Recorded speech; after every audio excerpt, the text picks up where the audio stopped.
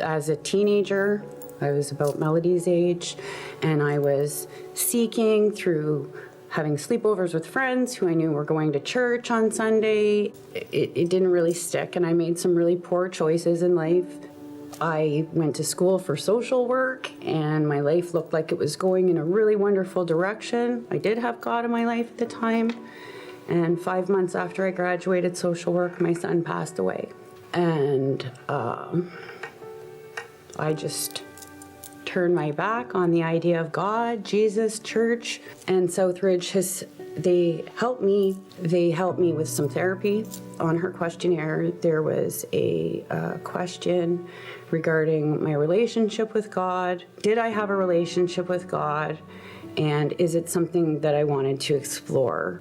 My answer on the paper was very distant, and yes, I would.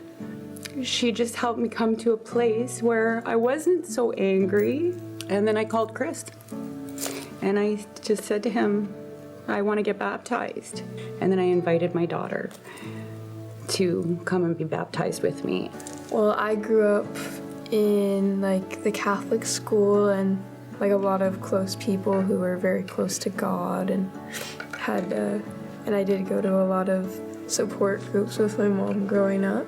Yeah, just a big part of my story is just following God all my life. Melody's my third child. She's my last child. I knew that she would be my last child. I named her after my best friend, who is a very faithful woman. I knew that when I was pregnant with her, that I really wanted my life to change. I just always felt that putting God in her life and teaching her about God as best as I could was really important, and I'm so happy that she is as faithful as she is, because this is a lot easier for her than it has been for me. She's taught me what faith looks like. The church has always been our happy place, or our mother-daughter hangout. I feel like the church has made us feel closer with each other. When you're getting baptized, you don't feel much different after it happens, but it feels like you're washing away the old you, and then when you come back up, it's the air hits you, and it's the new you. And this is about me turning my will over to God. I guess being a little more vulnerable and taking my ego out of it. I think that through baptism and through that sincerity and that openness of showing him that I will receive the Holy Spirit, and I will grow in my faith. So I want the two of you, can't see very well, but I want the two of you to look out over this group here. And I know that not everybody specifically showed up for this baptism today, but what I want to emphasize to you is, in a very real way, this is your family.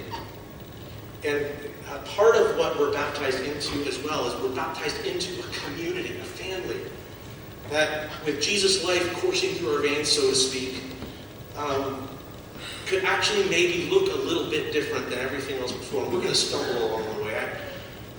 When I said, everyone but blank is welcome here, there are times in my experience, even with people in this church, people that I'm actually very close with, that I would have liked to have said everyone but so-and-so. I was just serious grumpy pants, and I'd been hurt, and I'd done hurtful things too, right?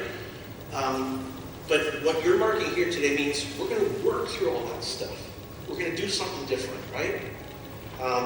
So, one at a time here. You first. Keep your hands up here, Melody. And because you put your trust in Jesus, and you want to let him be the one who tells you what's what about who you are, to give you your real identity, I am privileged to baptize you in the name of the Father, and the Son, and the Holy Spirit.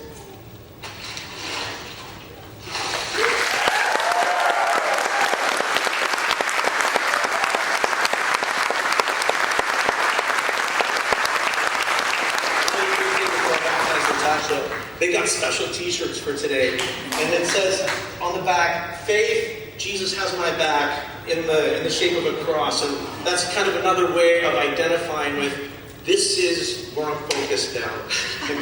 And because And because that's the reality today, Natasha, God does have your back. Jesus does have your back. And I'm going to baptize you in the name of the Father and the Son and the Holy Spirit.